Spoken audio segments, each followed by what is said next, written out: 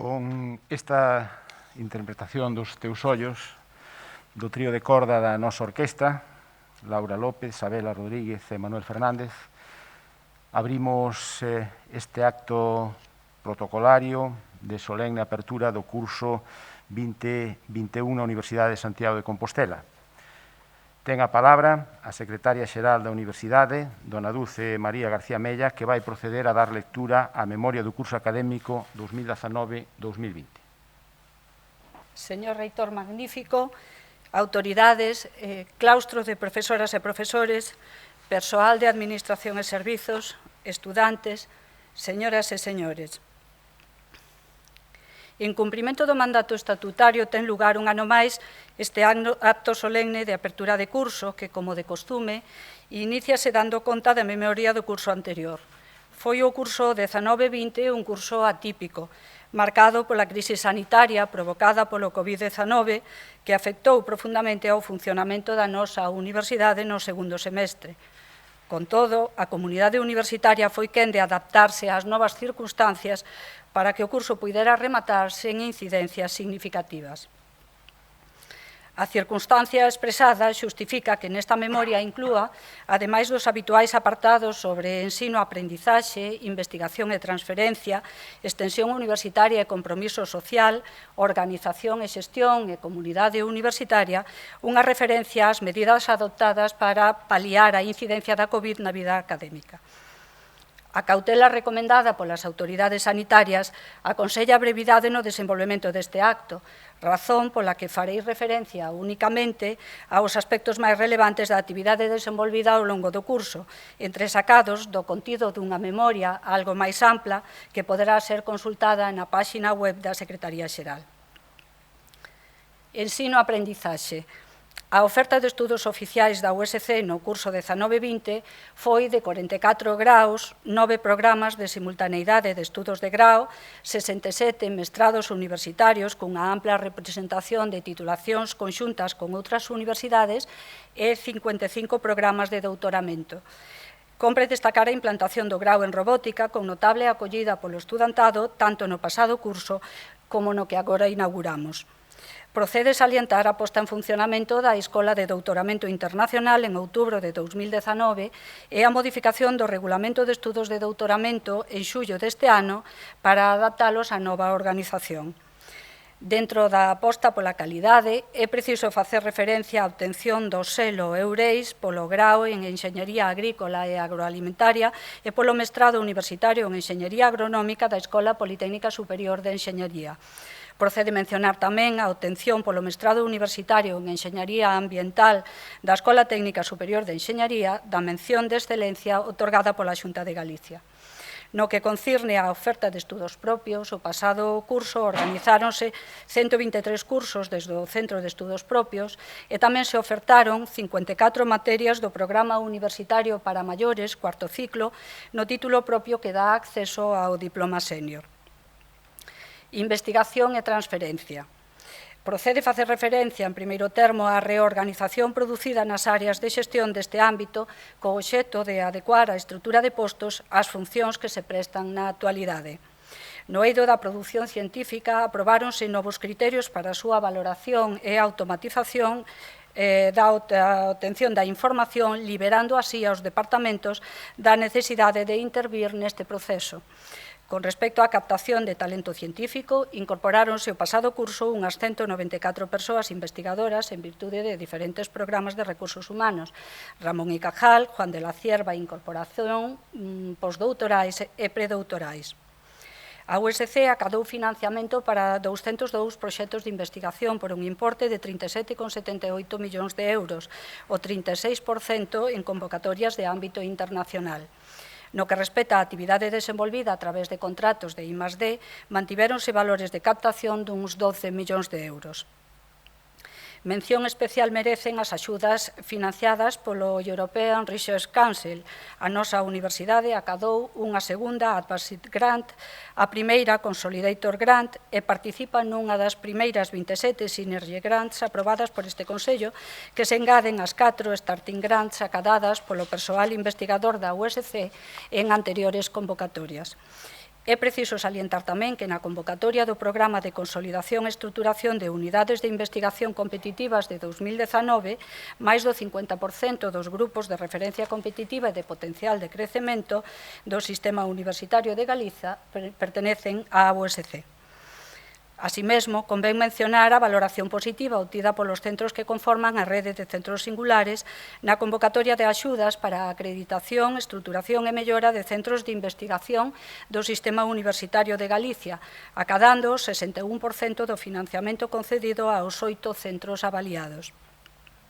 Trabállase tamén para conseguir a acreditación de Campus Terra como campus de especialización do Sistema Universitario de Galicia e continúase coa labor de identificación de posibles proxectos tractores do campus da cidadanía. Na liña de reformulación dos institutos de investigación, aprobouse un novo regulamento e a axenda científica do Instituto de Ciencias da Educación e no marco deste proceso de renovación puxéronse en marcha unha convocatoria de proxectos de investigación e un programa de bolsas de iniciación á investigación para fomentar as sinerxias entre os grupos que forman parte dos institutos. Na área de infraestructuras científicas destaca o inicio das actividades do Centro de Biomedicina Experimental, CEBEGA, e o remate das obras e do equipamento da Granxa Experimental Galloso Castro, que botará a andar neste curso. No ámbito de valorización, transferencia e emprendemento, cabe salientar a xestión dunha carteira acumulada de máis de 90 expedientes de patente de titularidade da USC, a que se engadiron neste curso 12 novas patentes prioritarias.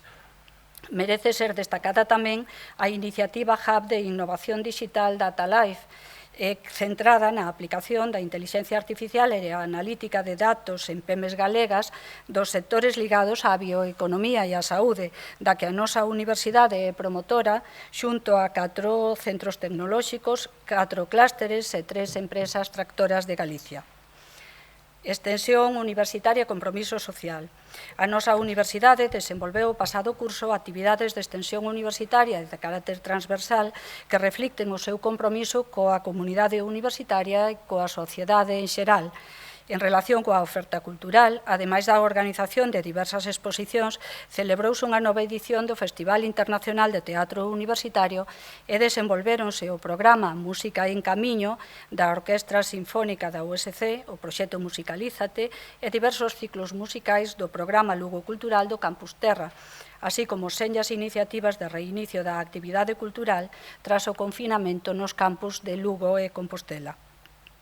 No ámbito do deporte, a nosa universidade desenvolveu diversas actividades ao longo do curso 19-20 coa participación de preto de 7.800 persoas.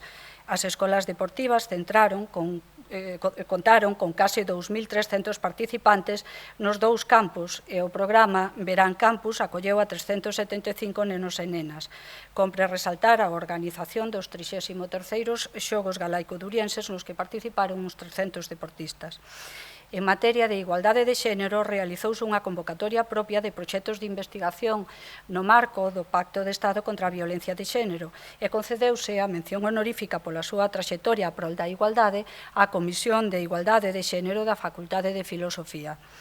Tamén se deron os primeiros pasos para a elaboración do terceiro Plan Estratéxico de Igualdade de Oportunidades entre mulleres e homes da nosa universidade. Entre as actuacións realizadas en cumprimento do Plan de Desenvolvemento Sostible, procede mencionar a Declaración Institucional de Compromiso coa Axenda 2030 e os Obxectivos de Desenvolvemento Sostible, asinada polas 3 universidades galegas, e a consolidación do proxecto UES Clima, que este curso centrou a súa atención na liña de traballo Plásticos Cero nos comedores e cafeterías da nosa universidade. No eido do voluntariado e a participación social, desenvolvéronse numerosas iniciativas de colaboración con entidades sen ánimo de lucro nas que participaron máis de 3.000 estudantes, o 82% mulleres. No referente á integración universitaria, foron atendidos 71 estudantes con necesidades especiais, número que prácticamente duplicado do curso anterior. Organización e xestión. A actividade a que fixen referencia en apartados anteriores foi posible grazas ao funcionamento conxunto e articulado dos órganos que conforman a estrutura de goberno da universidade e das áreas, servizos e unidades que lle dan soporte.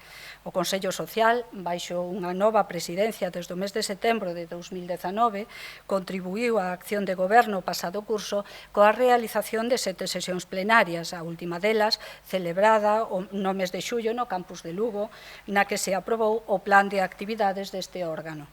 Pola súa parte, o claustro universitario reuniuse o 28 de novembro de 2019 en sesión ordinaria, na que se aprobaron a actualización das liñas xerais de programación plurianual 19-22 coa incorporación do plan de infraestructuras, as liñas xerais do orzamento de 2020 e o estatuto do estudantado.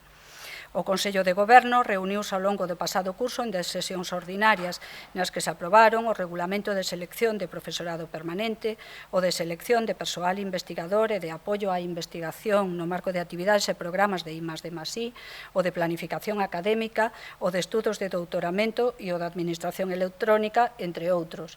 Tivo lugar tamén unha reunión extraordinaria o día 2 de abril para informar sobre a situación derivada da COVID-19. Procede mencionar así mesmo a reorganización do equipo de goberno producida no mes de marzo, que supuxo a incorporación a este da profesora María José López Couso e do profesor Jacobo Limeres Pose. Adentrándome nos ámbitos da xestión, farei referencia en primeiro lugar á mobilidade a través de programas e convenios bilaterais. O pasado curso accederon a nosa universidade 916 estudantes, 58 PDI e 20 PAS, e saíron a outras universidades 871 estudantes, 38 PDI e 9 PAS. Ademais, matriculáronse na nosa universidade fora de programas de mobilidade 274 estudantes extracomunitarios e formalizáronse 57 matrículas de estadía vinculadas a programas de doutoramento. Entre as actividades destinadas á captación de estudantes estranxeiros, compre salientar a participación en 4 feiras internacionais. E no eido da cooperación internacional destacan a participación no programa de axudas para persoas refuxiadas e no proxecto Generaciones Jóvenes como Agentes de Cambio, enmarcado na convocatoria de proxectos piloto de migración legal da Comisión Europea. Na vertente económico-financeira, o orzamento do ano 2019 liquidouse con dereitos e obrigas recoñecidos netos de 254,97 e 250,63 millóns de euros, respectivamente. No marco dun plan económico-financeiro para o período 19-20, a USC desenvolve a súa actividade este ano cun orzamento inicial de 254,26 millóns de euros, un 3,92% superior ao de 2019. O pasado novembro puxose en marcha a plataforma Sumo Valor para facer efectivo o proxecto de micromecenado que no mes de abril engadiu unha liña específica vinculada á investigación sobre o coronavirus COVID-19. A captación de fondos situábase a finais de xullo en torno aos 88.000 euros. No eido da contratación administrativa, o máis relevante foi a incorporación da licitación electrónica, que se prevé complementar o vindeiro curso con xestor de expedientes de contratación para que o proceso sexa íntegramente electrónico. Tamén se apostou por reforzar a seguridade da información no uso dos medios electrónicos e a súa conexión coa protección de datos de carácter persoal, co obxecto de acadar unha completa adecuación ao Esquema Nacional de Seguridade en 2022. A asesoría xurídica deu resposta a numerosas consultas, emitiu informes en distintas materias e atendeu os trámites procesuais dos 66 litixios nos que recaeu sentencia o pasado curso e dos aproximadamente 240 abertos a día de hoxe en distintas fases de tramitación, ademais da execución das sentencias. No ámbito de xestión académica tamén se tramitou un número importante de recursos e reclamacións a través da Oficina de Análise de Reclamacións. Antes de poñer fin a este apartado, debo salientar a posta en marcha da nova páxina web e da APP da USC, na que a partir deste curso se integra a tarxeta universitaria de identificación en formato digital, o que vai evitar a emisión anual dunhas 8.500 tarxetas de plástico, contribuindo deste xeito aos obxectivos de desenvolvemento sostible. Comunidade universitaria. As nosas aulas acolleron o pasado curso preto de 20.500 estudantes de grao, 2.000 de mestrado e 3.000 de doutoramento, un 62% deles alumnas. A estas cifras hai que engadir o estudantado de programas de mobilidade ou convenios bilaterais e o extracomunitario, ao que xa me referín antes, debendo salientar que un 24% do estudantado de doutoramento é estranxeiro e que iniciaron os seus estudos nalgún dos niveis oficiais 6.258 estudantes, un 4% máis que o curso anterior.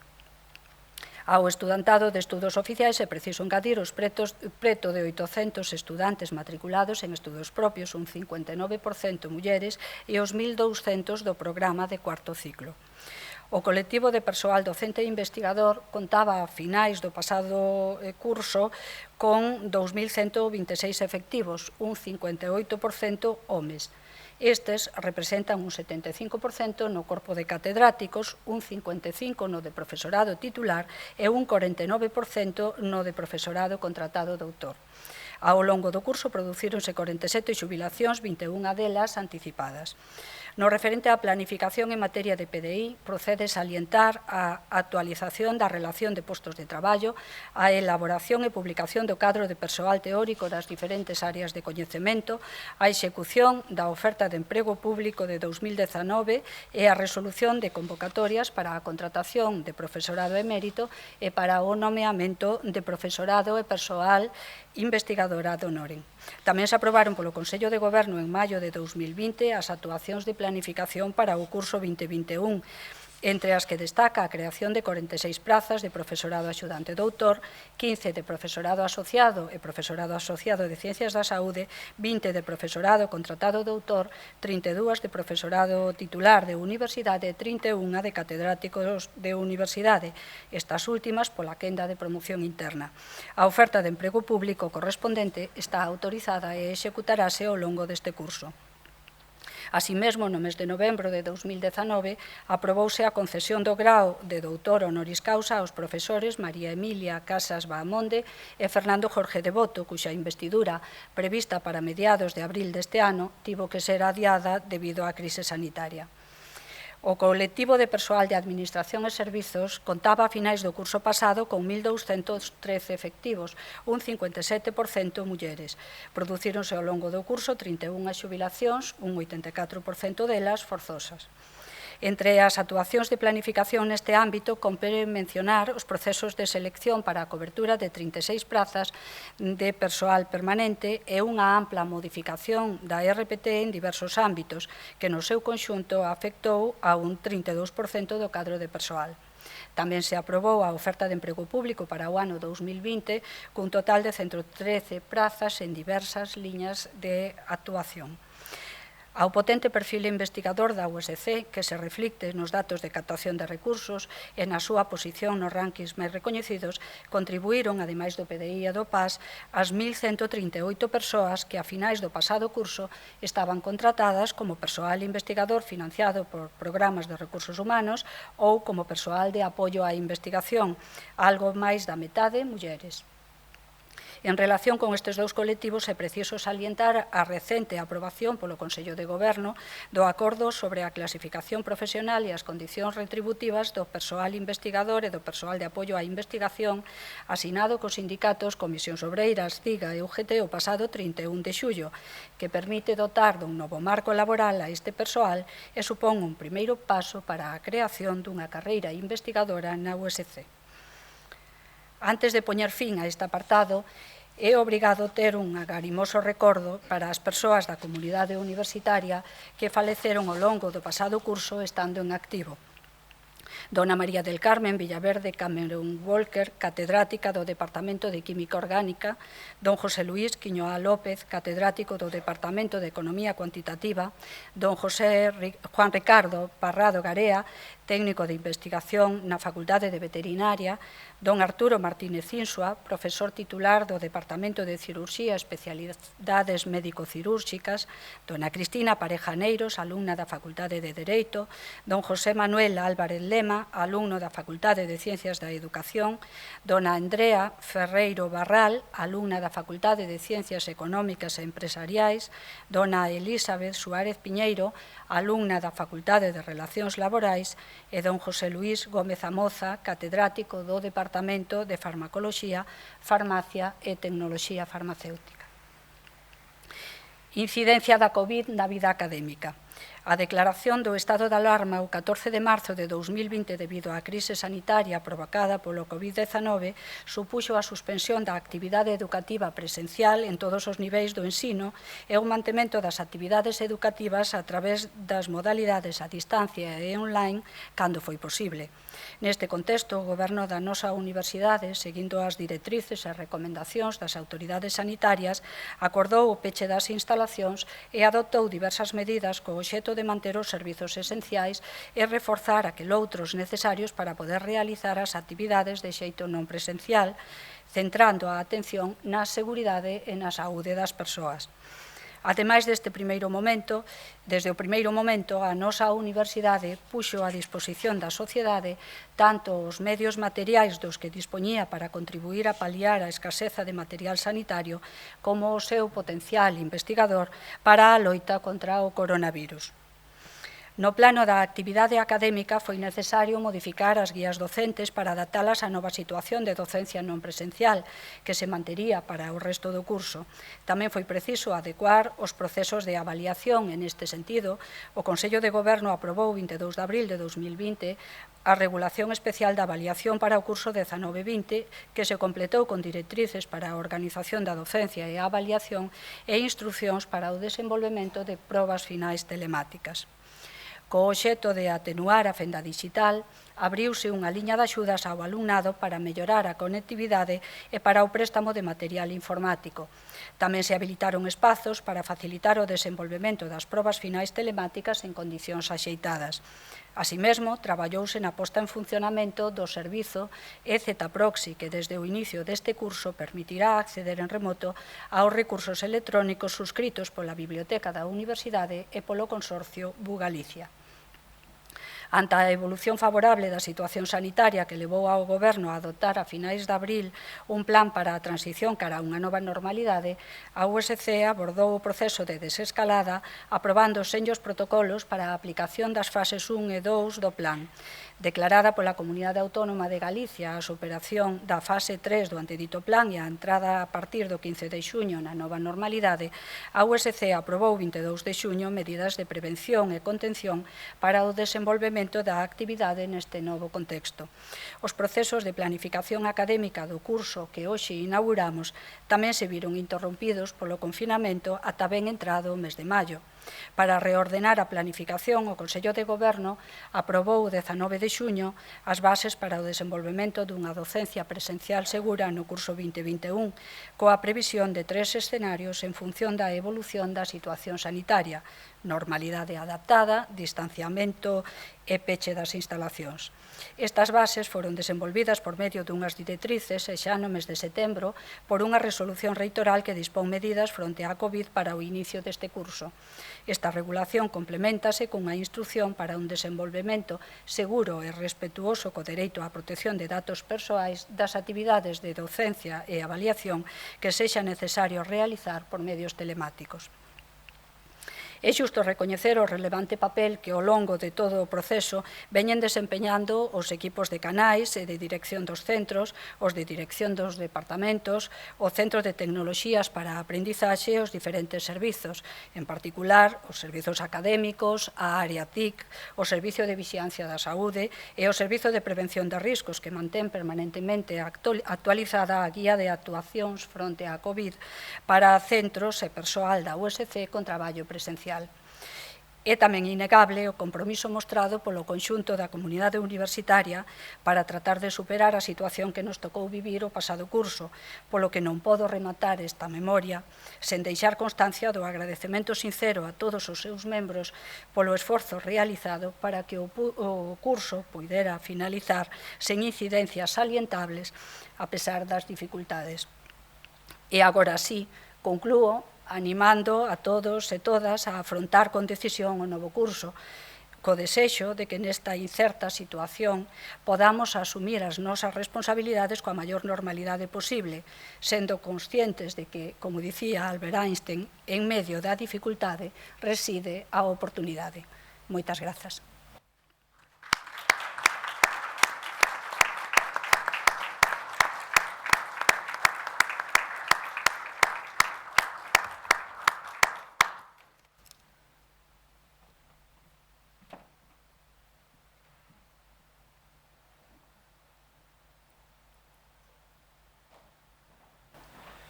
Moitas grazas, secretaria xeral.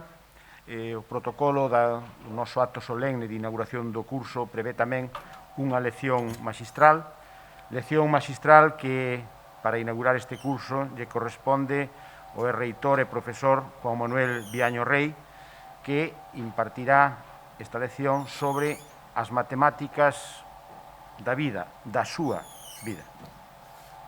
Ten a palabra.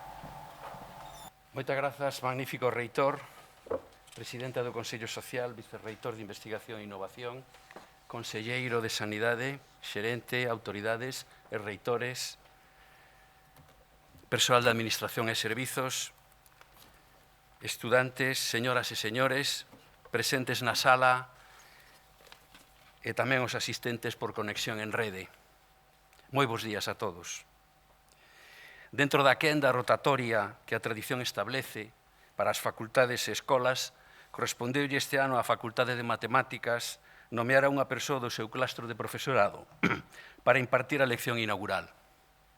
É por iso que a chamada do reitor Antonio López e da decana da miña facultade, Elena Vázquez, para encomendarme facer esta lección, foron para min unha honra tan grata como inesperada e unha responsabilidade da que coa súa indulxencia espero sair airoso.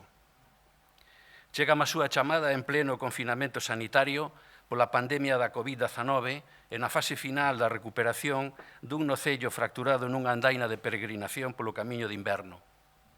Acepto, pois, esta encomenda nun momento no que intento facerme a unha nova normalidade académica. A universidade está afectada de cheo polos efectos sociais e económicos da citada pandemia, ata o punto que na conversa co reitor non puidemos precisar se esta lección sería impartida presencial ou telemáticamente. Pero máis alá dos necesarios debates sobre máis ou menos docencia presencial, o que necesitamos é unha universidade con presenza na sociedade, nas institucións, nas crises e nas solucións. Cando aplaudimos ao persoal sanitario ou a outros colectivos profesionais, debemos ser conscientes de que se formaron nas nosas universidades. Necesitamos profesionais para avanzar nas solucións dos problemas globais que nos acosan, sexan na saúde, no benestar social, na crise enerxética ou no cambio climático. Pero todos esos profesionais fórmanse e moitos traballan nas universidades. Por iso, as universidades adquire un rol estratégico. Necesitamos unha universidade motivada como servicio público que facilite o acceso ao coñecemento no que debemos basear o noso desenvolvemento como persoas e como país. Unha universidade como a que eu estive a fortuna de coñecer e de dirixir. Unha universidade na que un rapaz de aldea como a min, neto de caseiros, puido estudar, dar clase, investigar, xestionar e chegar a ser reitor. Contexto histórico e persoal da lección. Foi no curso 1973-74, cando entrei polas portas da antiga Facultade de Ciencias, a actual Facultade de Química, para estudar a licenciatura de Matemáticas, xunto con outros 200 mozos e mozas. Entre eles estaba Pedro Faraldo e Antonio Cajaraville, os meus amigos que hoxe teño a honra que me acompañen. Naquel ano comenzaba un novo plan de estudos no que se daba cabida á estatística, ao cálculo numérico e á programación en ordenador que tería unha pegada fundamental na matemática galega nos anos seguintes e na miña carreira en particular. A arela de todos era conseguir axiña unha praza de profesor de matemáticas moi lonxe do que está ocorrendo na actualidade, na que se impón un perfil matemático novo e con saídas profesionais en todos os ámbitos. Licenciado en 1978, o destino, ou máis ben o profesor Alfredo Bermúdez, director da miña tese doutoral e mentor da miña carreira investigadora, quixo que me quedara na facultade para realizar a tese. E ata hoxe, estancia en París, titularidade, a cátedra, a dirección de departamento, o decanato, a vicerreitoría de profesorado, a reitoría. En fin, toda unha vida que forma parte da historia dunha xa adulta Facultade de Matemáticas cun gran prestixio nacional e internacional, gañado merecidamente polos máis de 100 compañeiros e compañeiras aos que orgullosamente compartín e comparto aulas. Durante estes anos, tiven a inmensa fortuna de formarme e de colaborar con 4 magníficos mestres. O xa mencionado Alfredo Bermúdez da nosa universidade, Philippe Ciarlet da Université Pierre Marie Curie, integrada na Sorbona de París, Luís Trabucho do Centro de Matemáticas e Aplicacións Fundamentais de Lisboa e Mirza Sofonea da Universidade de Perpiñán, e tamén de dirixir e colaborar con moitos estudantes e colegas do meu grupo de investigación, que chamamos MOSI Solid, modelización e simulación numérica en mecánica de sólidos. Todos eles permitiron acceder ao coñecemento matemático que nunca soñara e facer pequenas achegas. Falareilles dese coñecemento e desas achegas que conforman as matemáticas da miña vida. Antes de entrarnos nese contexto, gustaríame completar as pinceladas do retrato das matemáticas españolas dende os anos 70, no tempo dos meus estudos na facultade e a súa evolución ata hoxe. Irrelevancia histórica das matemáticas españolas. Merece a pena lembrar que fai 60 anos, cando se implantaron os estudos de matemáticas en Santiago, ou mesmo fai 40 anos, España era prácticamente irrelevante na matemática e na ciencia mundial. Mentres que a literatura e as artes españolas están na elite da creación mundial dende o século XVII, durante séculos de desenvolvemento glorioso da ciencia, desde Galileo ata Einstein, apenas se mencionan nomes españoles. A historia puido ser diferente cando Felipe II creou a Academia Matemática en 1582, pero a institución non saiu adiante e deixou de existir uns anos despois, mentres que iniciativas semellantes acabaron co nacemento das prestixiosas Académies des Sciences en Francia e a Royal Society en Inglaterra. Existiron, sen dúbida, nomes ilustres como Jorge Juan, José Echegaray, Julio Rey Pastor ou Luis Santaló, individualidades en diferentes campos, pero non escolas consolidadas con presencia internacional. Eclosión das matemáticas en España nos anos 70. Deste precario punto de partida, pasouse a unha situación radicalmente distinta e bastante prometedora na segunda metade do século XX. O estoupido das matemáticas españolas, a partir dos anos 70 do século pasado, é un feito recoñecido internacionalmente. A democratización do país trouxe un apoio importante ao persoal investigador mozo que puido saír a universidades estranxeiras e acceder ao intercambio con países punteiros en matemáticas. A produción matemática española supoñía apenas un 0,4% da produción mundial en 1980 e pasouse a case un 5% a comenzos do século XXI, manténdose na actualidade e ocupando a 9ª posición mundial, só por detrás de países de tanta relevancia científica como Estados Unidos, Alemania, Reino Unido, Francia, Rusia, Italia, Xapón e Canadá. E todo isto a pesares da pobre inversión española en I+D, que nunca superou a media de un 25% do PIB frente ao 2% da Unión Europea e do 3% de Alemanha. Galicia non foi allea a este afloramento matemático. Baixo o impulso dos profesores Eduardo García Rodeja, Enrique Vidal Abascal e Valle Sánchez, continuadores da Escola de Lalín e da gran figura de Ramón María Aller, iníciase unha apertura á colaboración con universidades europeas e americanas da que nos beneficiamos moitos dos matemáticos e matemáticas que pilotamos esta ciencia no noso país a finais do século XX e comenzos do século XXI. A partir dese momento, as matemáticas e os matemáticos españoles comenzamos a ter unha presenza nas publicacións e organismos internacionais como nunca antes na historia.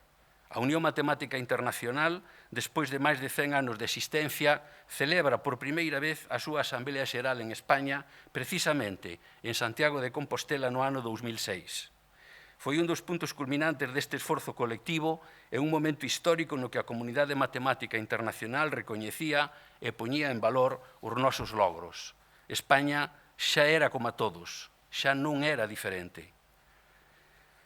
Como coroación da marea de ilusión de todo o país ao redor das matemáticas, estivo a piques de lograrse, máis de 400 anos despois, o soño de Felipe II e o de toda a comunidade matemática española, de crear a Academia Matemática, cando o Boletín Oficial da véspera de Nadal de 2007 publica la convocatoria del concurso para la preselección de sedes del futuro Instituto Español de Matemáticas, el IEMAZ.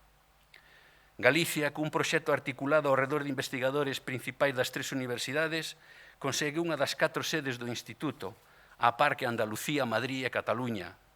As matemáticas galegas amosaban de novo o momento extraordinario que atravesamos. Pero unha vez máis, como tantas na historia de España, debido a mudanzas e liortas científico-políticas de distinta índole, o Instituto Español de Matemáticas é actualmente un proxecto morto. Esperemos que non se tarde outros 400 anos en resucitalo. Galicia, momento excepcional de produción matemática. Desde os anos 70, en Galicia, nomeadamente na facultade, a docencia e a investigación en matemáticas ten feito un percorrido similar ao do resto de España, converténdose en referencia nacional e internacional en varios campos. Así, segundo o estudo do IANECU referente ao período 2009-2005, dos 51 científicos españoles altamente citados, únicamente 2 son do ámbito das matemáticas e os 2 son da USC, Juan José Nieto e Rosana Rodríguez. O impacto relativo da produción matemática da USC, medido en citas por artigo, é superior ao de España e ao do mundo, en todas as categorías matemáticas. De feito, no ano 2015, a USC ocupa o 7º posto mundial, sendo a primeira de España e só superada por institucións como as universidades de Princeton e Stanford. Neste apartado hai que descender ata o posto 145 para atopar a segunda institución española. Galicia é referente en matemática industrial. Estes espectaculares resultados refliten a existencia de grupos de investigación tremendamente activos, moitos deles con presenza no Instituto Universitario de Matemáticas. Pero os relevantes datos e números que vimos de aportar non son todo.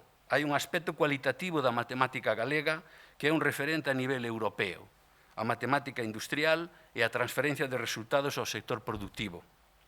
O impulso da matemática galega no ámbito das aplicacións industriais ten detrás un matemático galego dunha valía extraordinaria, Alfredo Bermúdez. Verdadeiro home de ciencia no sentido amplo, loitador convencido de aplicar as matemáticas para resolver os problemas da sociedade e moi en particular da sociedade galega.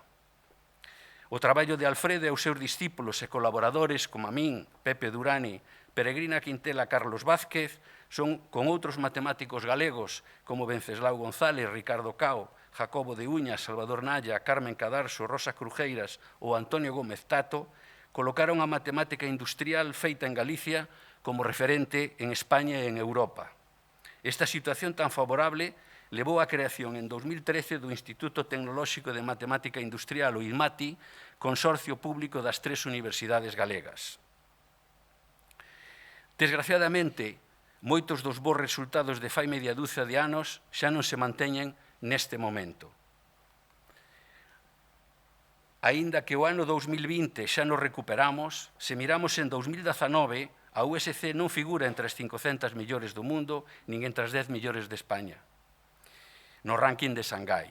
En matemáticas, tamén perdemos a nosa posición entre as 3 millores a nivel mundial e fomos superados por varias universidades españolas. A pesares dos éxitos, a matemática galega non ten garantido a súa financiación pública básica nin o cambio xeracional que permita continuar a progresión ascendente mantida ata o momento. Entre todos, debemos impedir que os logros alcanzados sexan baldíos para o futuro. É tempo de mudar as estruturas e adaptalas ás necesidades actuais. Outras universidades e comunidades autónomas xa nos levan a dianteira. Centros como o CRM en Cataluña, o ICEMAT en Madrid ou o UVECAM no País Vasco son bons exemplos do que se pode facer. Non perdamos a oportunidade de construir entre todas e todos unha iniciativa de país. Temos que convencernos de que as mentes matemáticas moven o mundo, e o mundo que nos toca vivir vai cada vez máis nesa dirección. Cada vez necesitaremos máis profesionais das matemáticas e máis profesionais FETEN, Ciencias, Tecnoloxía, Enxeñería e Matemáticas. Actualmente, as disciplinas FETEN están no corazón da revolución tecnolóxica que está transformando a nosa forma de vivir e a nosa forma de traballar. Non quero deixar pasar a ocasión de manifestar a miña preocupación polo proxecto de lei de reforma educativa que pretende eliminar as matemáticas das materias obrigatorias de todas as ramas de bacharelato. Paréceme un despropósito e un retroceso de consecuencias desastrosas para a formación científica do país. Temos que loitar contra o analfabetismo científico que o filósofo José Antonio Marina condena cunha afirmación tan contundente como a que poden ver nesta diapositiva. Remato aquí esta breve e apurada reflexión persoal sobre a historia e o futuro das matemáticas no noso país e no mundo de hoxe. A continuación, vou a contarlles algunhas das miñas experiencias como investigador en matemáticas. Triloxía universal. Durante as innumerables horas de estudo e investigación, nunca me faltaba a visita de miña nai antes de irse a dormir e deixarme a caer a consabida pregunta dos nosos familiares e amigos. Pero ti, que é o que estudas? Que fas aquí metido tantas horas? Para que serven todos esos garabatos? Non é doado responderlles de maneira convincente. Os que traballamos nas matemáticas adoitamos dicir que a esencia desta ciencia reside na beleza e nas propiedades dos números e das figuras, pero esta afirmación non convence a ninguén, ou máis ben a poucos. Sen embargo, podemos convencer máis se insistimos en que a forza das matemáticas ao longo dos séculos foi o desexo de entender como funciona a natureza e os instrumentos para conseguilo son os da triloxía universal.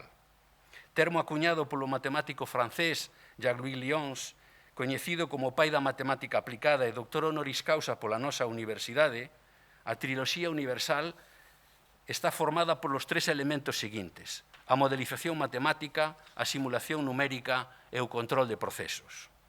Grazas a esta triloxía, tense producido un desenvolvemento da ciencia e da tecnoloxía nos últimos 4 séculos que ten cambiado a vida das sociedades avanzadas dunha forma máis radical que nos 90 séculos anteriores.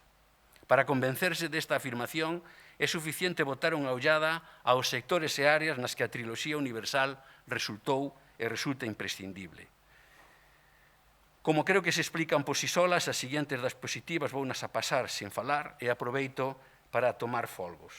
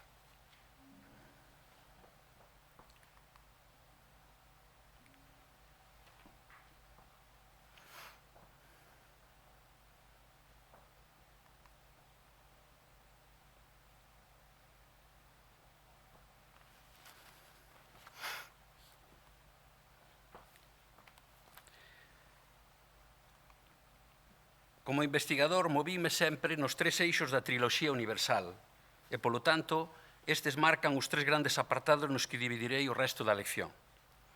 Comezaremos pola modelización matemática.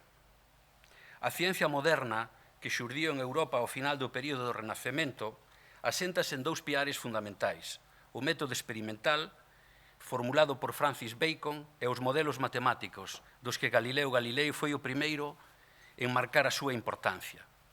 Pero foi a prodixiosa figura de Isaac Newton quen demostra o éxito indiscutible da proposta de Galileo nun dos momentos máis cruciais da historia da ciencia, cando en 1687 publica a súa monumental obra Filosofía Naturalis Principia Mathematica, isto é, nada menos que os principios matemáticos da natureza. As matemáticas son unha ferramenta indispensable, pero son moito máis. En realidade, son o idioma no que se concibe e se expresa a natureza mesma.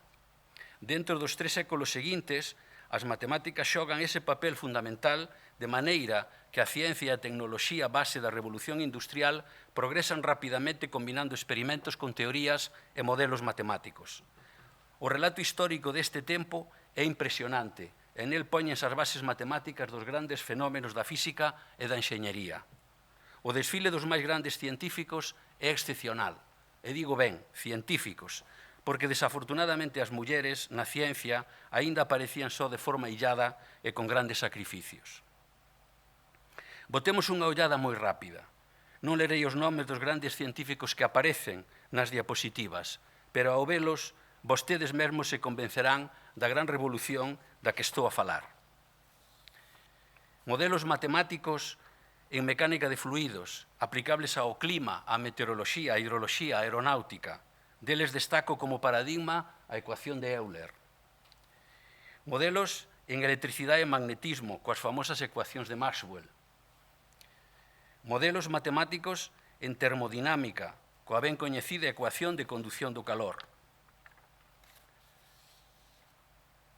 Modelos matemáticos en mecánica estadística, aplicables en fenómenos de combustión, en turbulencias ou movimento browniano, ilustrados pola famosísima ecuación de Boltzmann, que adorna a súa propia tumba. Modelos matemáticos en mecánica de sólidos.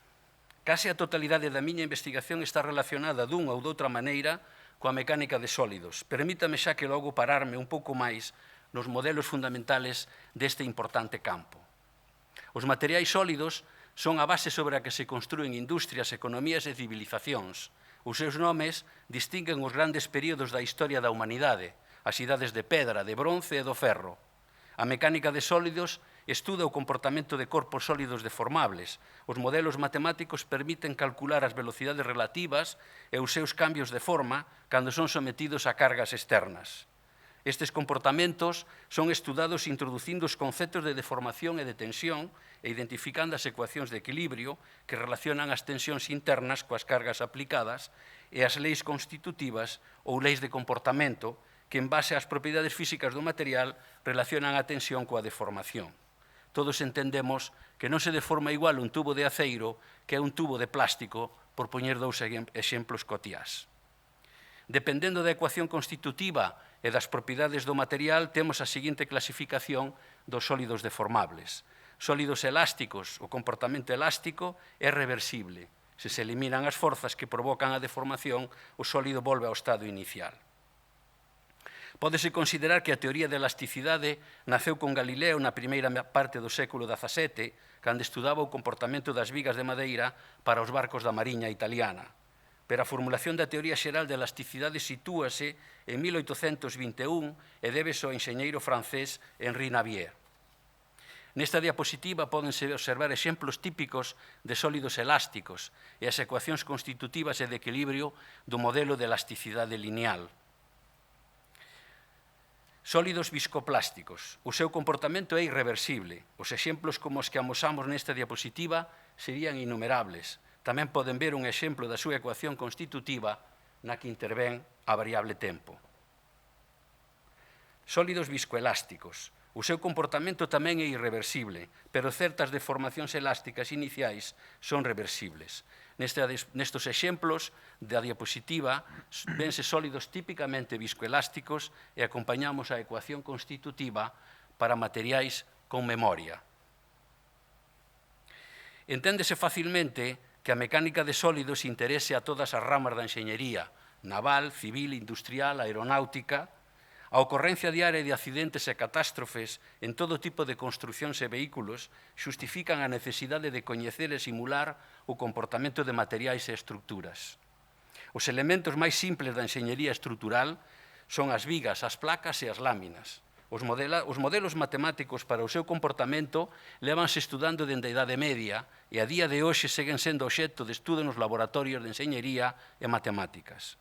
Unha parte importante da miña investigación e do meu grupo durante 40 anos está relacionada coa modelización de sólidos tipo viga utilizando os métodos asintóticos.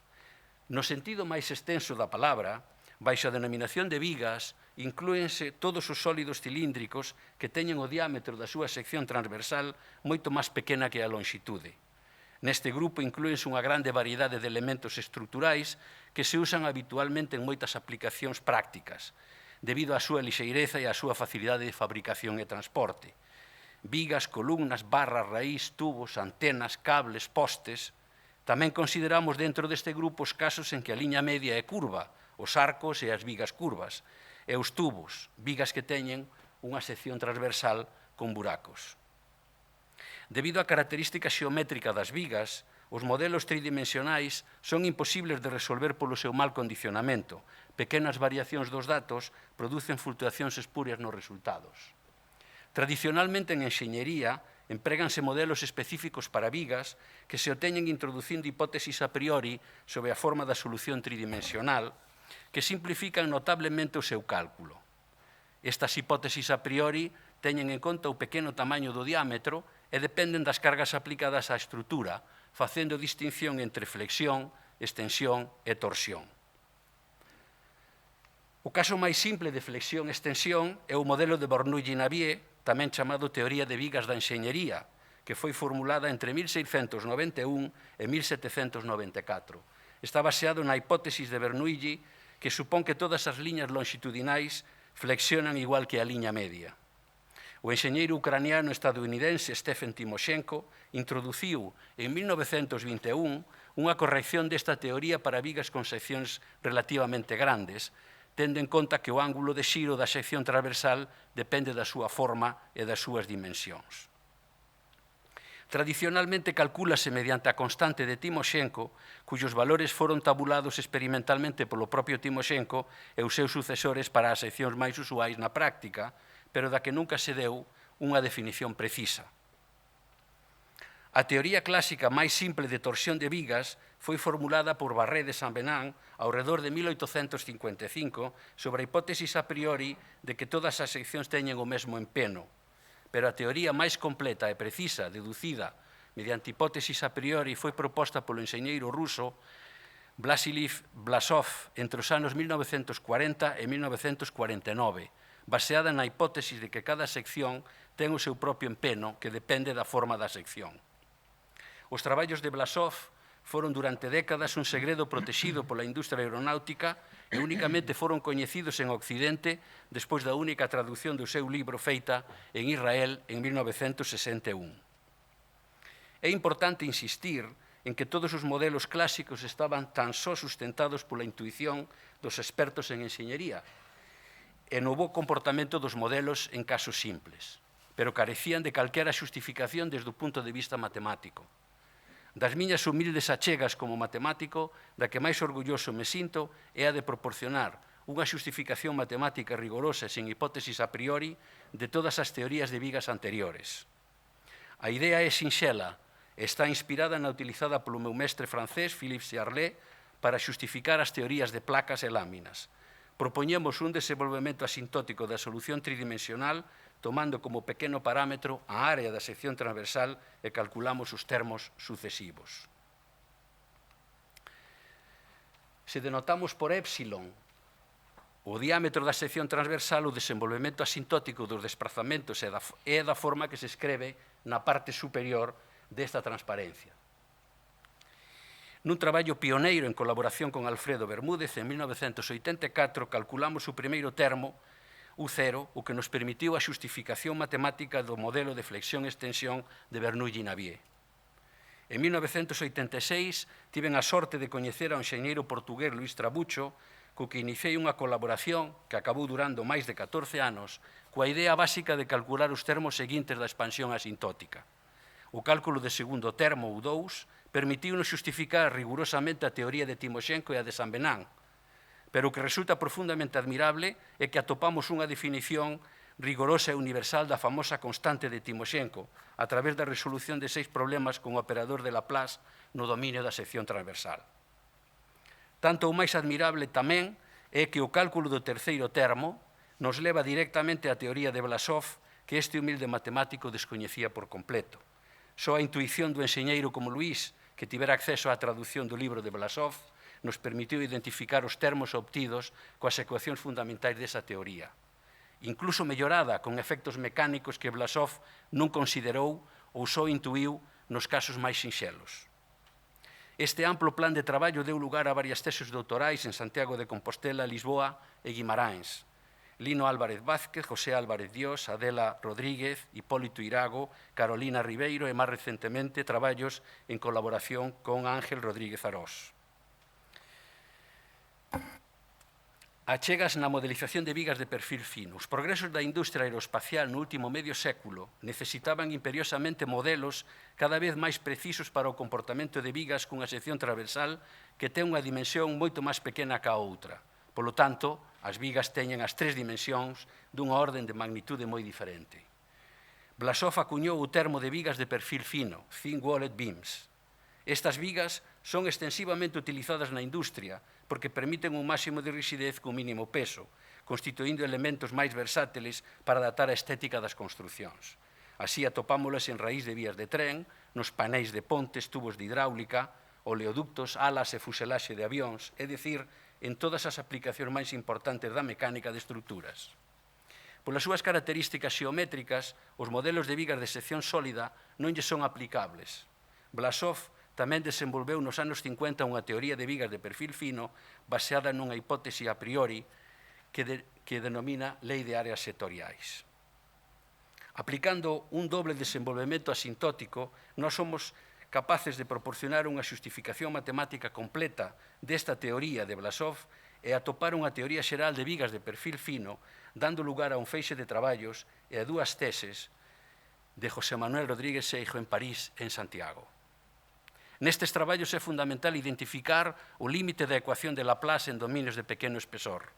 Os resultados son dun rigor e dunha beleza matemática extraordinaria e atoparse coa teoría de Blasov para perfis finos un auténtico prazer científico. No ano 2000, en colaboración co enxeñeiro civil compostelano Avelino San Martín, catedrático na Universidade Politécnica de Madrid, comparamos os nosos modelos de vigas de perfil fino cos usados tradicionalmente nas vigas de caixón que se utilizan na construción da maioría dos viaductos de autoestradas e ferrocarrís. Durante moitos meses observei dende a miña casa, en Sergú de Boqueixón, como se construía o caixón do viaduto do Záramo na vía de alta velocidade Santiago-Ourense, xusto antes de bordear a ladeira do Pico Sacro. Agora admiro todos os días o paso do tren, e cada vez que o fago non podo evitar emocionarme con este maravilloso percorrido intelectual dun rapaz desta terra no que desfilan matemáticos e enxeñeiros de toda Europa desde o século XVII ata o XXI. Galileo, Navier, Bernoulli, San Benán, Timoshenko, Blasov, Bermúdez, Trabucho, San Martín. Eles e moitos máis levan deixado o seu esforzo e talento para o progreso da humanidade. Todos temos un pequeno sitio nese tren do progreso científico e tecnolóxico. Tráxicamente, nese tren tamén viaxaba Manolo, o meu amigo de pupitre na escola, que finou no maldito accidente de Angrois. Triloxía Universal 2, simulación numérica. O espectacular avance das matemáticas nos séculos XVIII, XIX e a primeira metade do século XX, propoñendo os máis destacados modelos matemáticos, topou cun atranco inesperado, a imposibilidade ou a dificultade de resolvelos. A complexidade dos problemas reais facía que fosen imposibles de resolver con cálculos manuais. Por unha sorprendente coincidencia, a aparición do ordenador nesa primeira metade do século XX liberounos dese penoso traballo. Ao longo da historia, o ser humano soñou sempre con liberarse da fatigante tarefa de facer cálculos pesados e repetitivos. Nesta imaxe reflectimos os esforzos por calcular cada vez máis e cada vez máis rápido. Unha aventura milenaria dende os ábacos ata o ordenador máis potente actualmente. O primeiro ordenador da Universidade de Santiago foi un IBM 1130 doado pola Fundación Conde de Fenosa en 1970. Constaba dunha unidade central de proceso cunha memoria de ferritas de 16.000 palabras, isto é, 16 kbytes. Este foi o primeiro ordenador que utilicei na miña vida. Foi no curso 1974-75. Escribíamos as instruccións do programa en tarxetas perforadas, esperábamos polo resultado varias horas ou días, e iso para resolver un sistema de ecuacións de 10 ecuacións con 10 incógnitas. Por estas mesmas datas, no Mercadiño da Pedra en Vigo, merquei a miña primeira calculadora electrónica de peto, unha Casio FX31. Nese ano, 1974, outros 10 millóns de persoas no mundo fixeron o mesmo que a min. Era a morte das reglas de cálculo mecánicas que usaban os nosos compañeiros de física e enxeñería. Na actualidade, a velocidade de cálculo medida en flops, número de operacións elementais por segundo, é tan inmensa que nunca puido ser imaginada polos pioneiros dos ordenadores. A táboa que se axunta é suficientemente ilustrativa dos ordenadores máis potentes do mundo. A táboa refírese a xuño de 2020. Non podo asegurar que agora mesmo non haxa un ordenador xa máis potente. Recordemos que un petaflop é igual a 1000 billóns de operacións elementais por segundo. Os nosos estudantes nativos digitais dificilmente poden comprender a emoción que supón usar estas máquinas para as persoas da miña xeración. Nós, en 4 décadas, vivimos o tránsito dunha situación case comparable á Idade Media, vivendas en baño nin luz, escritura con pizarrillo, arados romanos, a utilizar os máis avanzados aparellos electrónicos do século XXI, gracias aos que somos capaces de poñer naves en Marte. A necesidade de aproximar métodos numéricos. Coa nova situación, as vellas e fantásticas ecuacións da física e da enxeñería que estaban en certo modo esquecidas por non poder ser resoltas, foron recuperadas e hoxe en día resulta relativamente sinxela a súa resolución aproximada utilizando métodos numéricos e medios informáticos. A idea xeral dos métodos numéricos é substituir o modelo orixinal, en xeral un modelo continuo en dimensión infinita, por un modelo aproximado formulado en dimensión finita, directamente utilizable polo ordenador e previa codificación en linguaxe algorítmica. Na miña vida académica fixen un uso exhaustivo do método numérico coñecido como elementos finitos, que tivo un éxito fulgurante dende a súa aparición. Foi introducido no ámbito da enxeñería a principios dos anos 50 como método de cálculo da extensión en alas de avión. A idea básica do método é dividir o dominio do problema en elementos finitos, triángulos, rectángulos, tetraedros, hexaedros, e aplicar as condicións de equilibrios en cada un deles.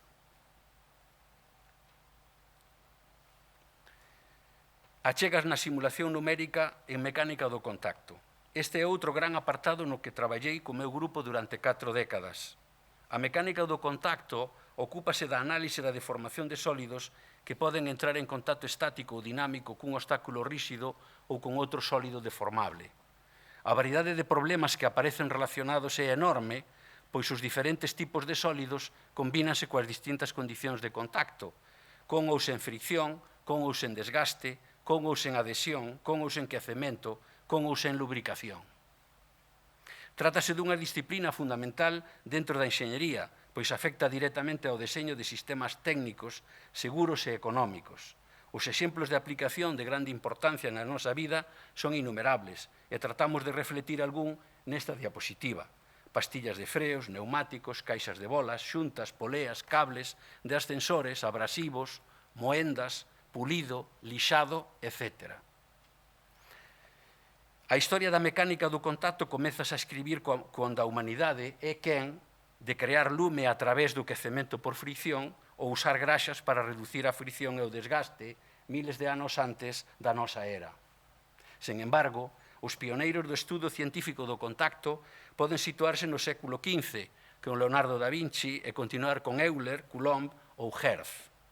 A formulación matemática dos problemas de contacto ten unha historia tamén lonxeva, que alcanza verdadeiro interese coa introdución das inecuacións variacionais e os métodos numéricos de aproximación e resolución. Na diapositiva transcribimos un modelo matemático de contacto entre dous sólidos elásticos. Nos nosos traballos, a aproximación das inecuacións variacionais realizámola utilizando o mencionado método de elementos finitos con mallados compatibles ou non compatibles. Nesta diapositiva e na seguinte poden vostedes ver unha mostra dos exemplos utilizados para poñer a punto os métodos e os códigos do software elaborados.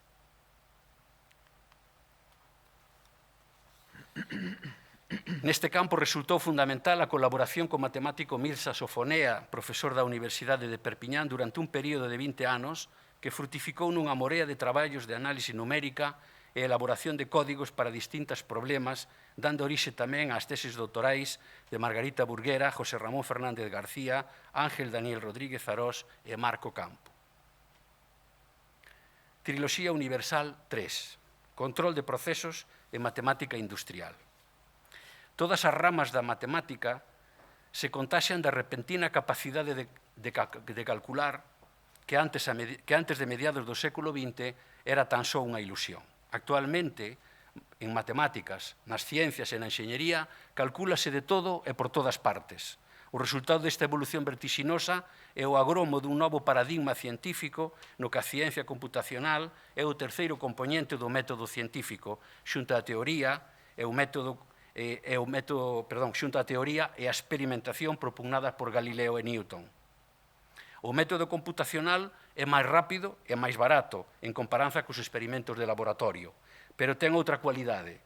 Podes utilizar en estruturas e escenarios hipotéticos, inaccesibles ou imposibles de experimentar, como en centrais nucleares, tsunamis ou no cerebro humano, por citar algún exemplo.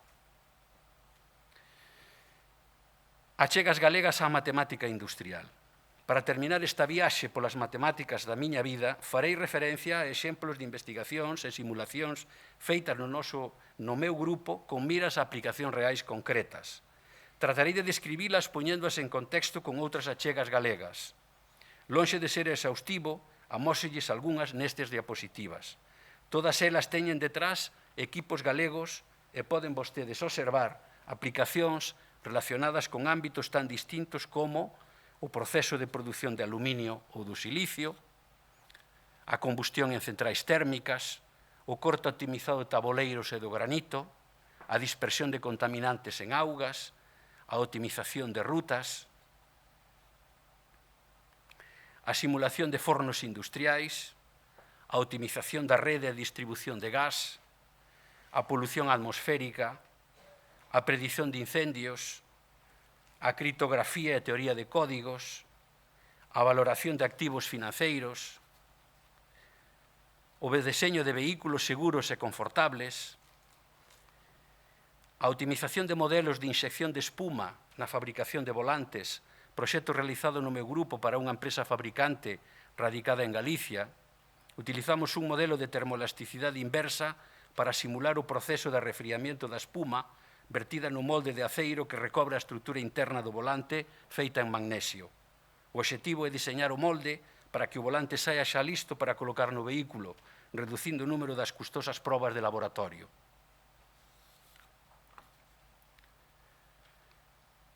Os biomateriais e a biomecánica da estrutura do corpo humano, a epidemioloxía, o procesamento de imaxes médicas, as nanopartículas magnéticas, a cirurxía robotizada, a nanofarmacia, a farmacoxenómica, a farmacoxenética, forman parte do abano de avances que inciden directamente sobre a saúde humana e ningunha delas é posible sen a computación.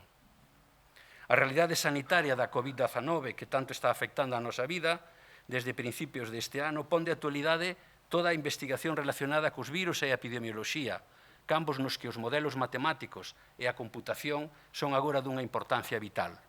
A nosa universidade ten grupos competitivos traballando arreo en colaboración coas autoridades locais, nacionais e europeas.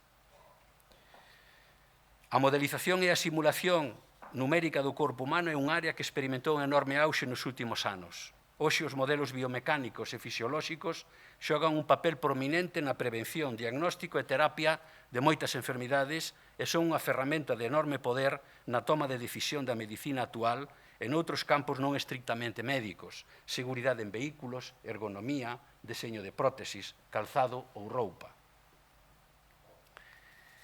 A simulación numérica neste campo abarca prácticamente todas as partes e funcións do corpo humano, sistema cardiovascular e sistema respiratorio, o esqueleto e a súa formación, o ollo, o cerebro, crecemento de tumores, evolución de inflamacións. A continuación mostramos as achegas que fixemos no meu grupo neste campo de enorme importancia e de gran evolución nos últimos anos.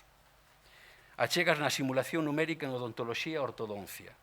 Durante 10 anos mantivemos unha estreita colaboración científica co grupo de ortodoncia da USC no eido da simulación de diversos procesos mecánicos que ocorren na mandíbula humana, considerada como unha estrutura sólida de comportamento elástico, así como nas diferentes pezas dentais e dispositivos utilizados en ciruxía e ortodoncia.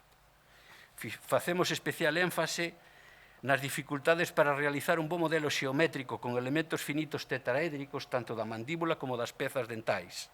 Foi feito a partir da digitalización láser no CIS de Ferrol e de software específico no Instituto Nacional de Recherche en Informatique e Automatique de París. A malla da mandíbula con todas as pezas dentais ten un total de 324.000 tetraedros e 61.000 nodos.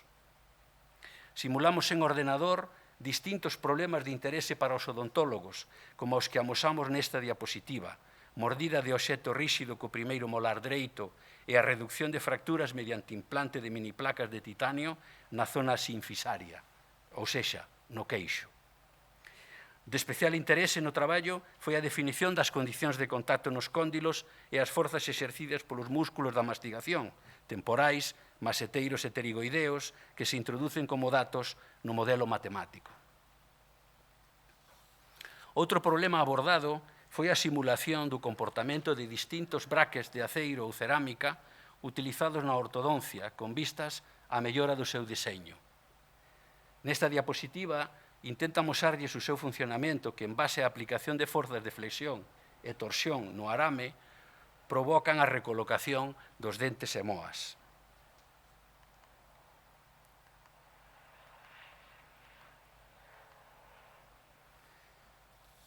É moi habitual a rotura das pestanas nas que se engarzan os arames, polo que o seu deseño resulta crítico para reducir ou evitar estes contratempos no tratamento. Amosamos as tensións que se obteñen nas simulacións para dous tipos de brackets con distintas forzas. Identifícanse claramente as zonas de posible ruptura. Chegados a este punto, xa imaxinan vostedes con que procuro distraerme cando me sento na cadeira do dentista. Ecuacións de elasticidade, elementos finitos, condicións de contacto nos cóndilos, en fin, elucubracións matemáticas que axudan a distraerme e aos especialistas a tomar decisións. Achegas en simulación numérica en remodelación ósea. A modelización e simulación do comportamento de estruturas óseas ten un doble interese. As aplicacións biomecánicas como estrutura viva que forman parte do esqueleto humano e tamén as aplicacións na fabricación de estruturas lixeiras e resistentes imitando a estrutura e comportamento do oso natural. Existen dúas clases de tecido óseo, o cortical e o esponxoso. O oso cortical é o que recobre os osos dándolle un aspecto máis sólido e continuo. O oso esponxoso ou trabecular caracterízase por ter unha densidade moi baixa e unha estrutura esponxosa atravesada por filamentos en cuyos ocos se atopa a médula ósea. O oso esponxoso está en contacto co plasma sanguíneo, onde se atopan as células óseas, osteoblastos, osteoclastos e osteocitos, que son as encargadas de regular a adición ou a perda da masa do oso, ou sexa, a remodelación do oso. O cirurxián alemán Julius Wolf estableceu en 1892 que o oso vivo adaptase ás variacións destas cargas cambiando a súa estrutura interna. A lei de Wolf está na base da ortopedia e poderíamos traducila como segue. O oso ten a forma que ten debido ás cargas que soporta. Cando esas cargas se modifican, o oso tamén se modifica. A forma dun fémur ou dun peroné é óptima para soportar as cargas verticais, pero moi débil cando se carga lateralmente, como xa eu teño experimentado en propia carne. As técnicas ortopédicas de axustadores e cuñas aproveitan este principio para modificar a curvatura dos osos en escoliosis, descalcificacións, etc. A base de modificar a dirección na que actúan as forzas de carga. A rexeneración ósea en fracturas e intervencións tamén é consecuencia desta lei. Nesta diapositiva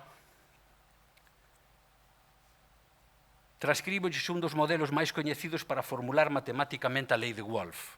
Foi proposto 100 anos despois, en 1992, por Weinans, Whiskes e Grottenboer, utilizando a densidade aparente como medida da porosidade do oso trabecular e unha lei experimental que relaciona a porosidade e os coeficientes de elasticidade do oso. Na tese dirixida a Rebeca Martínez e noutros traballos do grupo, propoñemos e analizamos un método numérico para a aproximación da solución deste modelo. Foron testados diversos casos de cargas cíclicas en pacientes en recuperación de operacións de implantes de prótese de cadeira, dos que existen datos experimentais para comparar. Nesta diapositiva pódense apreciar os resultados da distribución de masa ósea nunha cabeza de fémur despois de 150 e 300 días sometida a cargas cíclicas. A correspondencia observada na distribución da masa ósea coas imaxes radiográficas reais é total e sorprendente. Iniciei esta lección lembrando que o pasado mes de xaneiro esvarei nunha placa de xeo e sufrín unha caída na que me fracturei a cabeza do peroné. A reducción da fractura necesitou cirurxía para implantar 11 parafusos e 2 placas de titanio, 2 meses de repouso e case 5 meses de carga cíclica para recuperar a masa ósea e favorecer o retorno venoso e linfático.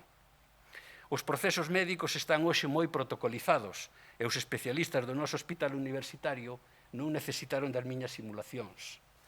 Pero poden comprender que na miña mente estiveron os modelos matemáticos de rozamento da bota coa placa de xeo, os modelos de contacto do oso cos parafusos e coas miniplacas, os modelos matemáticos de remodelación ósea. En fin, a grandeza da mecánica, das matemáticas e da medicina concentradas no meu nocello. Podería seguir contándolles máis modelos e aplicacións das matemáticas, pero teño que rematar e disculparme pola extensión. Espero terlles convencido de que as matemáticas están en todo o que nos rodea.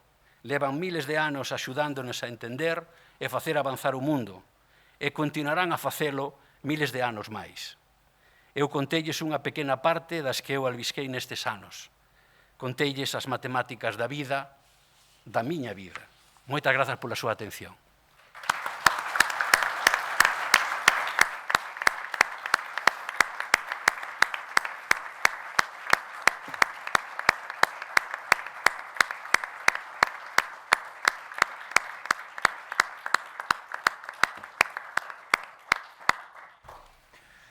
Moitas grazas, profesor Viaño. Eran as matemáticas da súa vida, non en sentido figurado, sino en sentido casi real. Moitísimas gracias por esta brilante lección. Vamos a escoitar unha peza musical.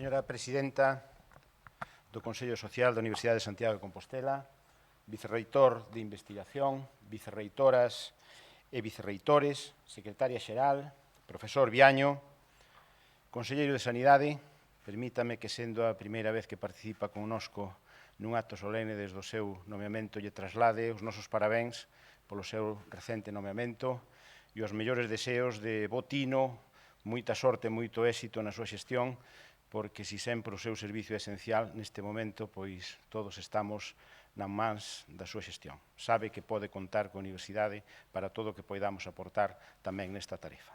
Parabéns. Señor xerente da Universidade de Santiago de Compostela, profesor Guinarte, representante aquí do Concello de Santiago de Compostela, e reitores Villanueva e Barro, valedor da comunidade universitaria, delegado na Comisión Interuniversitaria de Galicia, xefe do gabinete do reitor, secretario xeral adxunto, vicexerentas e vicexerentes, vicexerente e vicexerentes, responsable de proxectos institucionais, decanas e decanos, membros do Consello de Goberno da Universidade, profesorado, persoal de Administración e Servizos, estudantes, donas e señores, benvidas e benvidos todos e todas aos que se atopan neste salón nobre e saúdos tamén a que nos acompañan na emisión por streaming deste acto de elección inaugural do curso 2020-21 tan especial. Especial porque temos que manter unha distancia de seguridade por razóns sanitarias, o que fai que non poidamos ateigar este salón como é tradición. Grazas aos que estades presencialmente e unha desculpa para os que, polas limitacións de aforo, tedes que seguirnos virtualmente nun exemplo máis de semipresencialidade. Especial porque temos que levar a boca tapada para evitar os contaxios. Polas mesmas razóns, nin as voces afinadas do noso coro, nin as vistosas mucetas adornan hoxe este acto. Brilla, eso sí, máis que nunca, a maza que preside esta ceremonia e simboliza a autonomía universitaria, logo da magnífica restauración que fixo Ouribes de Compostela no marco do convenio de colaboración que mantén coa Universidade e que tanto agradecemos. Pero, aínda así, estamos xuntos para celebrar este acto académico e para iniciar este curso especial. A secretaria xeral soubo na súa memoria concentrar en poucos minutos o esencial do curso pasado, deixando constancia de como a irrupción dun protagonista non convidado, o SARS-CoV-2, alterou todos os plans, tensou e sigue poñendo a proba as nosas capacidades e as nosas estruturas. É o momento de agradecer públicamente o esforzo de profesorado, persoal da Administración e Servicios e tamén do estudantado para rematar o curso pasado e para preparar este que está a piques de comenzar. Permítame un recoñecemento especial para todos os que asumides responsabilidades de goberno, especialmente nos centros, polo esforzo, dedicación e colaboración institucional que se está demostrando. Grazas polo feito, porque nunca nos sentimos sós, e de cara ao futuro, perseverancia, que non é senón traballo duro que se fai despois de estar canso de facer traballo duro. Con distanciamento, pero xuntos, con máscaras, pero con voz, con absoluta colaboración e con autonomía responsable, somos quen de sair adiante. Aínda nunhas circunstancias como as de hoxe, este acto incorpora, como establecen os nosos estatutos, unha lección maxistral que, por quenda rotatoria, corresponde este ano á nosa Facultade de Matemáticas.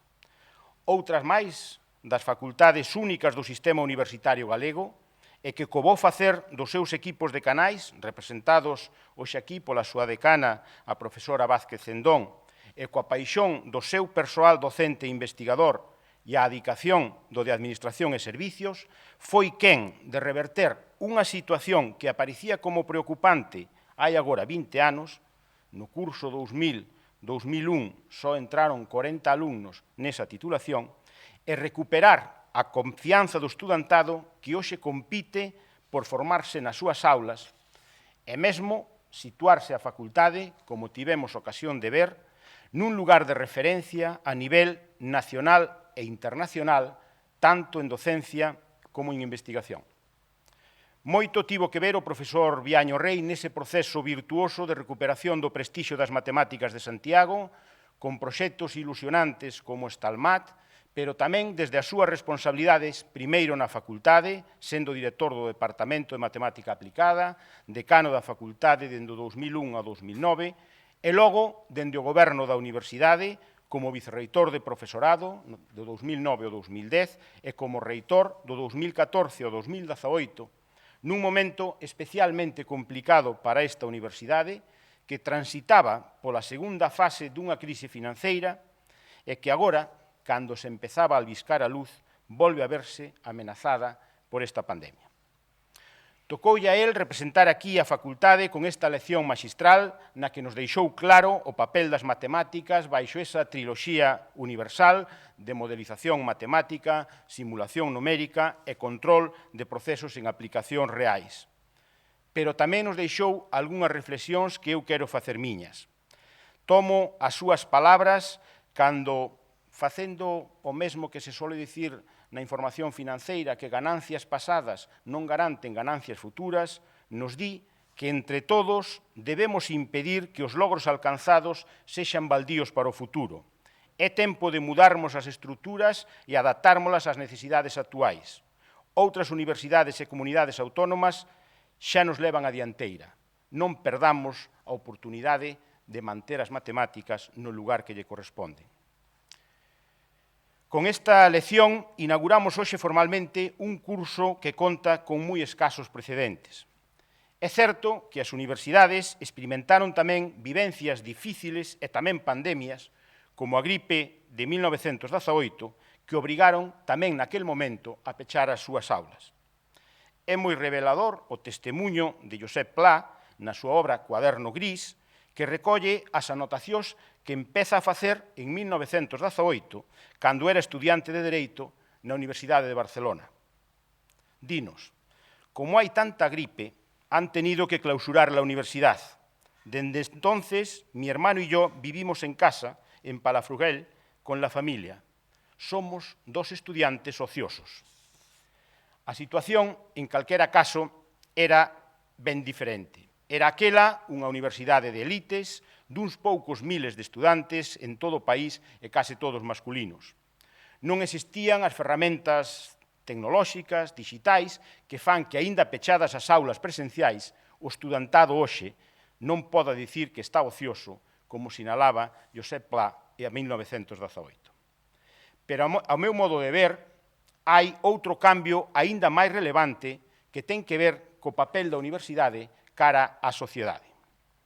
Cambiou moito a universidade nestes 100 anos que median entre as dúas grandes pandemias, focalizándose estes cambios de forma especial no último cuarto do século XX e nestes primeiros 20 anos do século XXI. Ata os anos 70, a universidade asumía como central a súa función docente de formación superior dun número moi reducido de persoas que conformaban as elites dirixentes. Coincidindo coa transición democrática no noso país, democratizouse tamén o acceso á universidade e, ao mesmo tempo, empezou a cobrar forza a faceta investigadora como esencial na actividade universitaria e que, no referido ás matemáticas, acaba de pornos de manifesto o profesor Viaño. Nos últimos anos do século pasado, esa función investigadora empeza a mirar para fora dos seus laboratorios e a entender que, ademais de xerar coñecemento, é preciso transferilo e poñelo ao servicio da mellora da sociedade. Cos inicios deste século, e nestes anos nos que estamos, as universidades non podemos conformarnos con formar, investigar e transferir, senón que se nos pide que asumamos un papel de liderado dos movementos de transformación social, incorporando esa transformación no ensino universitario, pero tamén investigando, transferindo e operando como tractores doutras institucións públicas e privadas para a mellora das condicións de vida da sociedade. Neste contexto, e case sen avisar, aparece un coronavirus que xera esta pandemia global e que demanda respostas tamén dende a institución universitaria.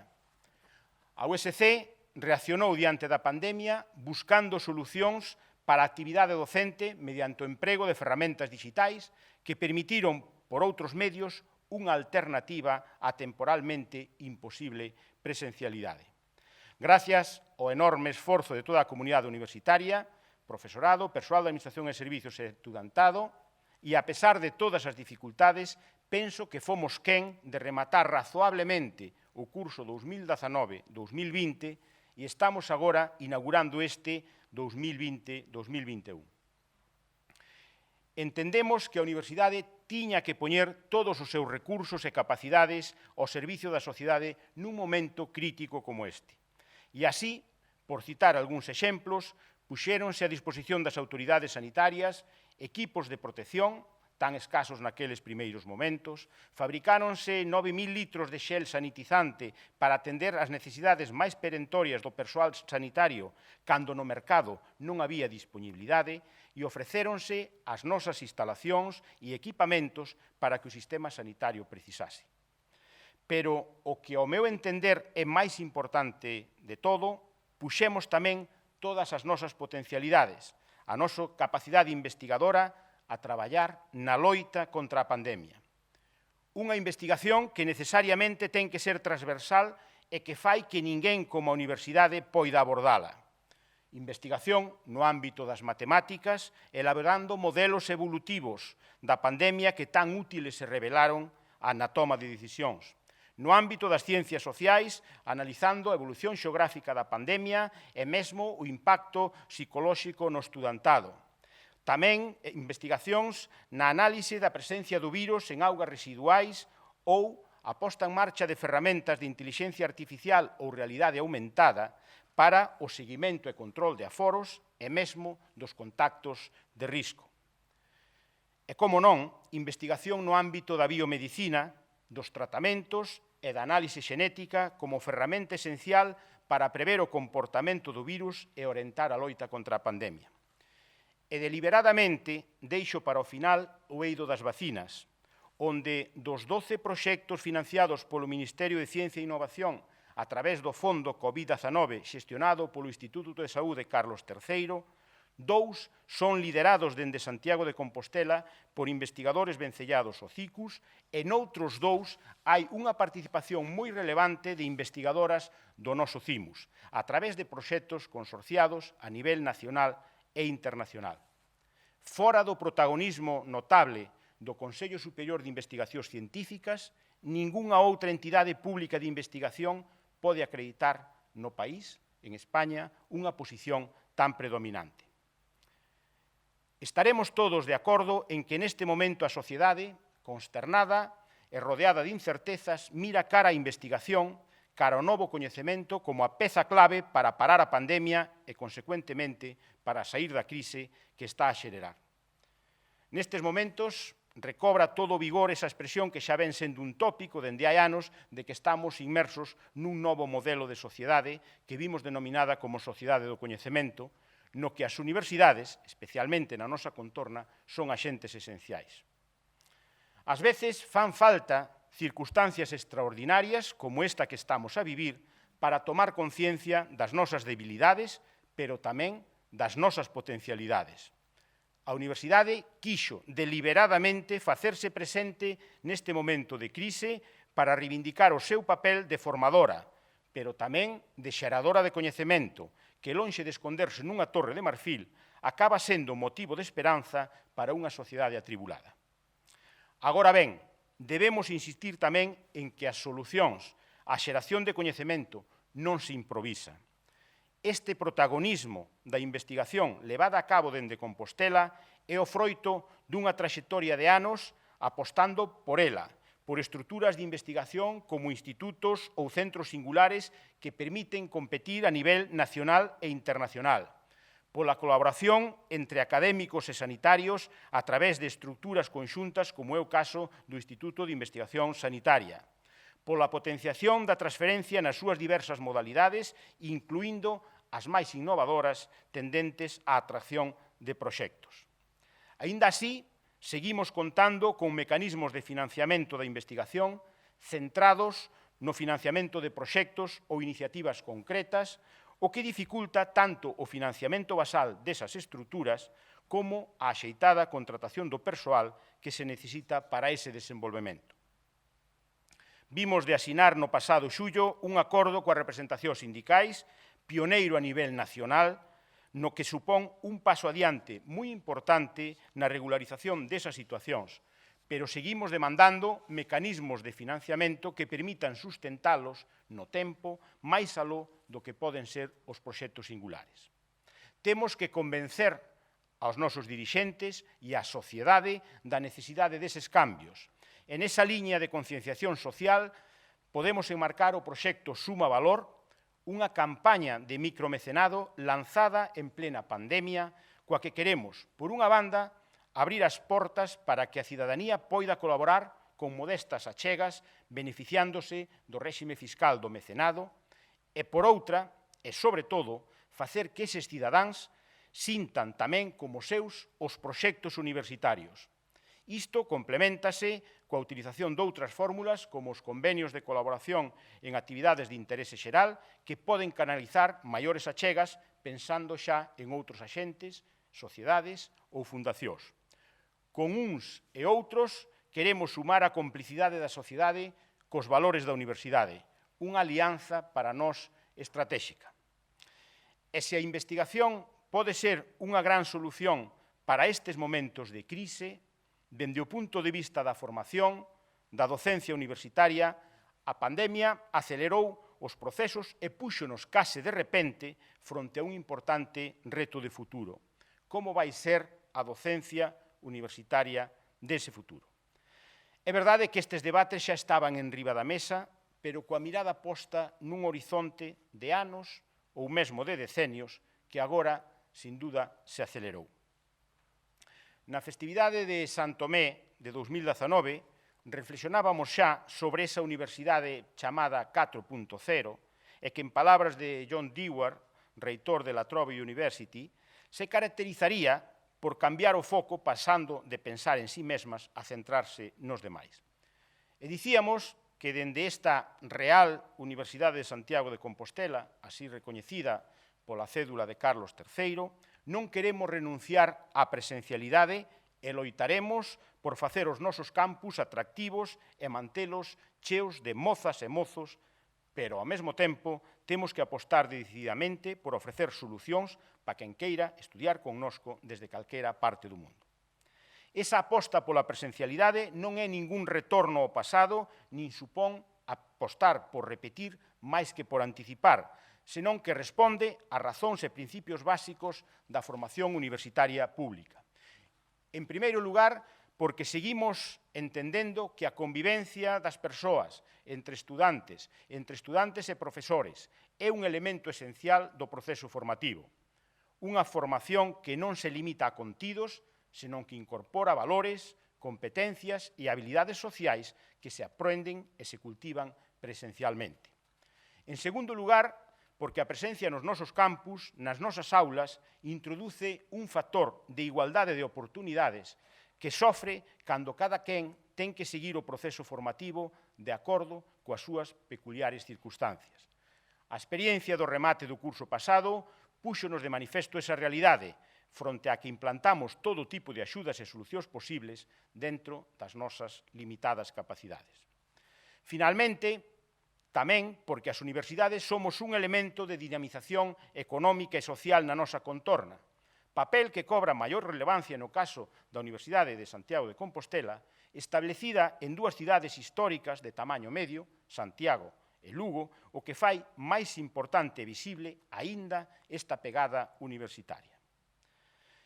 Percibimos, ademais, que esta aposta pola presencialidade conecta ben coas demandas do estudantado, e comprobamos con satisfacción como na matrícula de alumnos que acceden por primeira vez á universidade se produciu un incremento do 6,6% no conxunto da universidade, pero que no campus de Lugo ese incremento chega ao 36,4%, pasando para este curso de 595 a 812 alumnos de primeira matrícula no campus. Confírmase así o éxito da redefinición da oferta de estudos coa implantación dos graus de Bioquímica, Empresa e Tecnoloxía, que se suman ao grau de Robótica e que cobren todas as súas prazas, xerando mesmo listas de agarda. Por todas estas razóns, e como ben dixo o profesor Viaño, máis alá dos necesarios debates sobre máis ou menos docencia presencial, o que necesitamos é unha universidade con presenza na sociedade, nas institucións, nas crises e nas súas solucións, presente e valorada pola cidadanía. Tamén neste senso, a nova versión da Magna Carta Universitatum, tamén afectada por esta COVID-19, que retrasou o acto de sinatura previsto para o mes de xuño, sen cambiar nada dos valores tradicionais e xa declarados originalmente en 1998, pretende dar resposta aos novos retos da universidade, recoñecendo unha vocación global, pero tamén un amplo nivel de responsabilidades locais, como as que constan nas seguintes afirmacións que figuran na Magna Carta. As universidades aceptan que teñen a responsabilidade de ser solidarias e responder ás aspiracións e retos do mundo ao que serven. E engádese, tamén están incrustadas nas culturas locais e son moi relevantes para o seu futuro enriquecemento. Estando inmersas nas culturas locais e relacionadas cos desenvolvementos globais, participan plenamente e asumen funcións de liderado nas comunidades e nos ecosistemas locais. Remato xa. Se hai unha verba que cobrou protagonismo nestes tempos foi a de resiliencia, a capacidade de adaptación e recuperación fronte a unha situación adversa. E se unha institución ten dado mostras de resiliencia, esa é a universidade. A nosa ven de cumprir hai 15 días, o 4 de setembro, 525 anos dende que Lope Gómez de Marzoa fundase, co apoio dos monxes vieitos que lle cederon casa e bens, un estudo para pobres que, aínda que de corta vida, foi o xermolo deste faro que hoxe sigue a brillar. Moitas foron as calamidades e adversidades polas que se tivo que transitar ata chegar a ser o que hoxe somos. Por iso, diante desta pandemia, estamos seguros de que sairemos adiante, porque somos capaces, porque temos as ferramentas e a capacidade que nunca antes tivemos e porque a sociedade nos necesita. Está na nosa man estar á altura das expectativas e da confianza depositada en nós. E por si fose pouco, porque non nos queda outra opción, e ninguén sabe o forte que é, ata que ser forte é a única opción que lle queda. Dixo.